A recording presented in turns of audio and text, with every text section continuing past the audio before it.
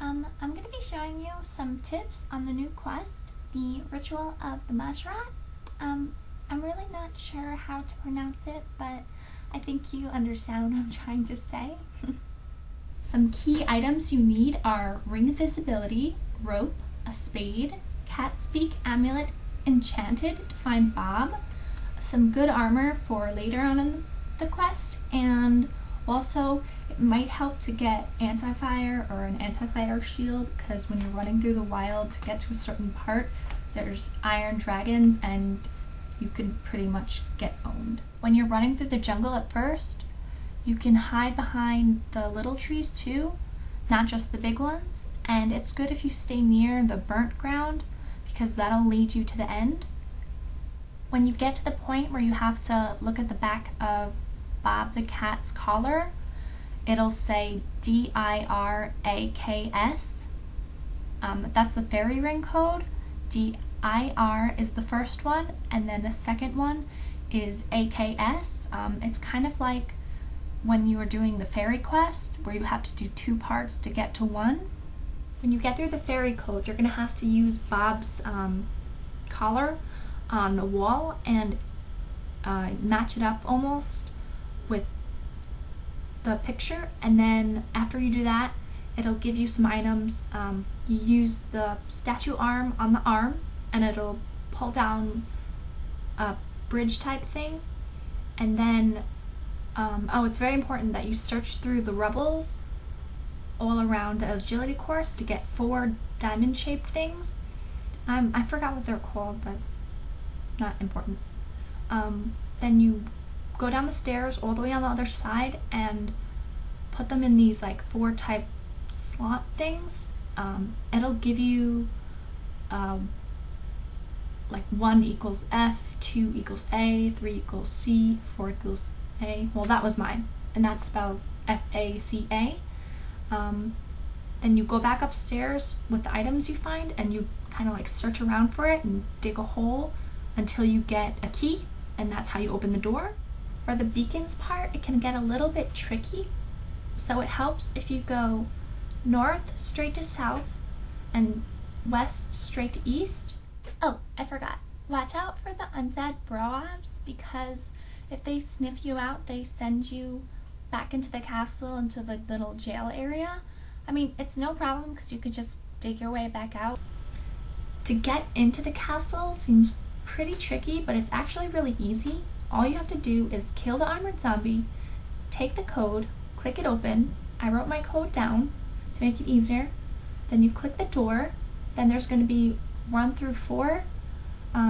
You pretty much drag them over to what your code is, and where there's like a little open box, it's a number, and you just put the numbers in for a password, and then the door opens. I saw some people having trouble getting the heat globe. All you have to do is run out past the iron dragons, under the archway, go through that, up the stairs, down the scale wall, and then down the trapdoor, and it's, I think it was on the right side. You just pick it up, bring it back to the plateau. You make sure you're wearing the Ring of Visibility, and it should melt open the door. Also, don't forget to hang your rope. The rope leads to a boat, which gives you a safe passage so you don't have to keep running through the wild. It makes it really easy if you die during the quest like I did, so you could just get back to your grave really quickly. You use, from the GE, you go to Edgefield, then you use the ferry code DKS, you go northwest, and you hop the boat. For the next 2 parts of the boss fights, they're pretty much the same. You're going to be running around, and when the black smoke comes towards you, you run away, because it can hit you a straight 580 twice in a row. For the next part, all you have to do is kill the armored zombies and then lure errr over to his heart.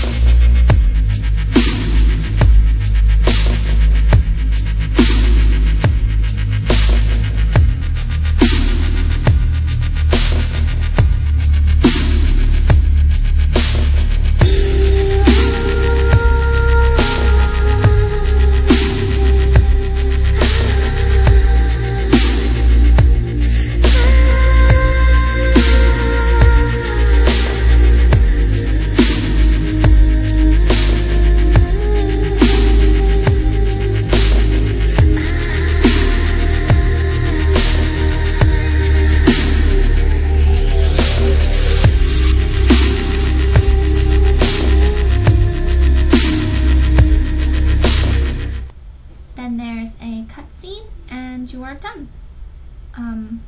You don't actually get the staff, the boots, or anything else until you kill the things or you do barrows, but I like that better because then you can get as many as you want and make as much money as you want. My friends chat will be open, so if you need any help, feel free to come in, or you can just message me on YouTube.